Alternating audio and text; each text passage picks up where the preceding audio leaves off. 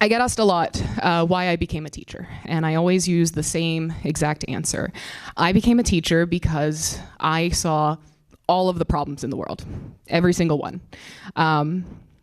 If you have taken my class or you've talked to a student in my class, you probably know that I call my class Adkins Ruins Everything. There's not a thing on this earth I can't ruin. And in light of that, I realized that if there's all these problems and all these challenges, there's no way that in my single lifetime I could address all of them. So I decided I needed to train up an army of children. These children would be empowered with the skill set and the knowledge and the passion and the discipline to go out and face so many challenges that I would never have time for. That I would use my passion for social studies to teach them that history is not about names and dates.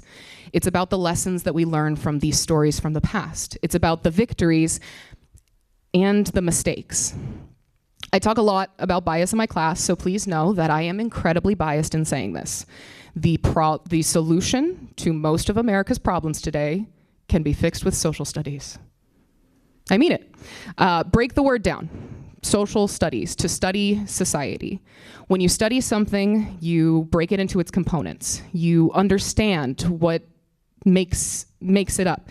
You ask questions, you evaluate, you analyze, you truly understand something. And to officially kill a meme by using it in a TED Talk, we live in a society. Thank you. What does that mean? That means that we are capable of so much beauty. We build architecture that lasts for thousands of years. We make music that can evoke physical, emotional reactions. We make art that can transcend language boundaries. We take the same ingredients in 100 different countries and we make 1,000 different recipes from it. We are a beautiful cultural tapestry of the human story. We ask questions and we problem solve and we face challenges over and over and over again. We are beautiful. However, we also do horrific things. We judge others for differences because we don't understand them. We can be taught to look another human being in the eye and deny their humanity because it comes packaged differently from our own. We can commit horrific acts of violence that stick to our souls for generations. We are both the beautiful and the horrific. To study society is to understand that duality. John Locke's theory of the tabula rasa states that man is a blank slate, that it is through our actions that we are good or bad, that we create our own story. To apply this to sociology, we are a story that's been written for 20,000 years. Every generation adds to that story the beautiful and the horrific. We all make choices every single day when we choose hatred or hope. Now, I'll be honest. As someone who spends most of her time studying the rise of fascism and the far right and how to de-radicalize people from very hateful ideologies, it's a little dark right now. I spend a lot of time reading the worst that humanity has to offer in order to understand how it is that we can move forward. And there are days when I don't know the answer. And increasingly, those days are becoming more common. I am seeing the worst impulses humanity has to offer, not only on full display, but actively rewarded. Ask yourself, why is it that someone can put a hateful rant online that they don't even believe just so they can make money from the attention that it gathers? Why is it that the news media is so focused on finding divisions in society before they look for the commonalities? Why is it that we are told to distrust our neighbors? Why is it that we default to tribalism and xenophobia? It's because empathy is not innate to humans. It is a learned skill. It is a skill that you need to practice. And it's a skill that, unfortunately, is very, very neglected in our education system. A little bit personal, but I come from a small town outside of Texas, Plano, Texas. Hey, yeah, whoo. I won't lie. It is what we call in history a white flight settlement. I grew up in a bubble of privilege. I was a white kid from a white suburb going to a predominantly white school. There were things that I understood about the world. Growing up in the very, very conservative church that I went to, I knew what misogyny looked like. I knew what it was to have my fate determined by things that were beyond my control, to be told Sunday after Sunday that it didn't matter how smart I was or how far I reached or how big my dreams were, that my destiny belonged to motherhood. Now, motherhood is beautiful. It's a beautiful thing, but it's a choice. And for me, it was a choice. And it was a choice I did not want to make. I knew what it was to have my body judged before I even understood that I had a body. I knew what it was to make myself feel small and quiet, which was very hard to do because I was 6 foot at 12 years old. I knew what it was to feel like a girl, but I didn't know what it was to go hungry.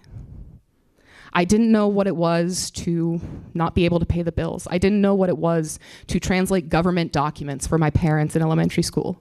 I didn't know what it was to be followed around a store because of the color of my skin. I didn't know because I didn't experience. And if I had limited my understanding of society to just what I had experienced, I would remain blind to 90% of the world. The difference in my life was a social studies teacher. Matt Cohn, AP US History, the greatest class ever made. He understood that he taught a group of middle-class white kids who thought that they knew everything, as teenagers do, but didn't understand the world because they hadn't lived these other lives.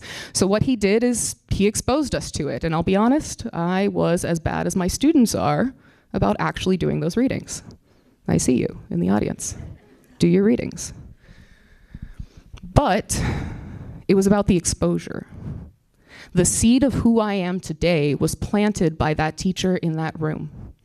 When he made us read Malcolm X and Martin Luther King Jr., we weren't just reading to understand. We were reading to connect, to evaluate, to analyze. We were reading for the bias. We were reading for the subtext. We were reading to understand, to take for a single moment a look at the world through the eyes of another. We who would never understand what it was to be African American, to understand and connect with that experience.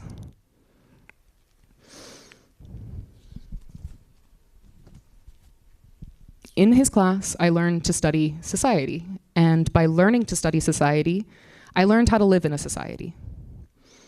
So, I always tell my students, I don't want to leave you on a downer. What can we do? In the face of everything that we're seeing, in the face of these rising, chaotic times, what can we as individuals do? First, we need to stop acting like social studies is a side dish to education. There's a running joke among social studies teachers that we are the stepchild of the core subjects. Fun fact, social studies is not considered part of the evaluation system for schools in the state of Texas. It's as though we might as well not even exist. You can have the best social studies program, won't really help out your school. Elementary schools regularly remove their social studies content in favor of tested subjects and STEM. Now, I know the school I teach at. I love STEM. Science is great. Technology is amazing. But I have to ask, when we sacrifice social studies for STEM, we lose the purpose of that progress. That we are making progress for all of us, not just some of us. There is room in the world for social studies and STEM. There's room for both of us. We also need to realize that studying society is uncomfortable. It's an uncomfortable process. You cannot be authentic with this type of education and be comfortable. When UCLA did a roundup of the 563 anti-critical race theory laws that were filed in 2020 alone, 563, they noted two things. One, and this won't surprise you, None of them actually knew what CRT was.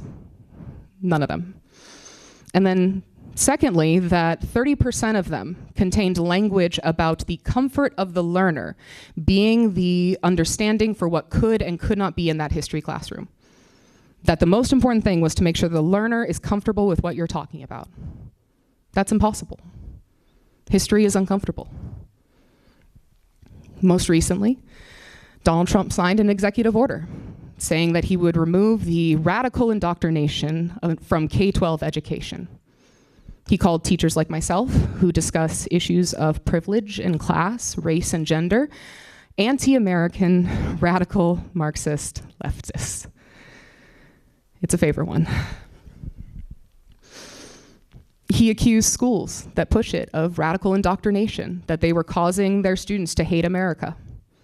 Now I have to ask, if acknowledging race in the classroom is anti-American, then what is America? When teachers ignore the truth of the world for the comfort of their students, they're denying reality. And they do a double disservice. One, they deny the chance for that student to grow in the same way that I grew. They also deny the lived reality of their students. They do a disservice to society.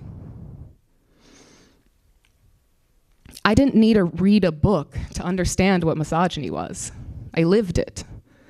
But that book did make me feel less alone. It gave me a language and a framework to understand what I was going through, and it allowed me to connect my experience to the experience of other people. That education changed my world, and it can change society too. Like Plato's allegory of the cave, it is painful the first time when you step out into the light. It is painful to see the sun and realize that you have been lied to. But a good teacher is the one who is going to guide you through that pain, not lie to you about the shadows on the wall. When we ignore social problems, they don't go away. Just because you can't see something doesn't mean it's not there. If you cut yourself and you don't address it, you continue to bleed. And eventually an infection sets in. That infection can spread to the whole body. Racism, sexism, xenophobia, homophobia, these are things that hold us back. When we look at members of our society and we say, you are less than because of who you love or who you pray to or the color of your skin or whatever you want to say, we do a disservice not only to that person, but to ourselves. Because where would that person be if we allowed them to be the fullness of them? Where would we be if we allowed ourselves to empathize and see the world through the eyes of another? In the 21st century, it's time that we set aside prejudice. It's time to realize that we are more than the hate that we have come from. We are the beautiful, and we can learn from the horrific. We can learn to be better than the horrific. And how do you do that? You do it by learning empathy. You do it by studying society. Thank you.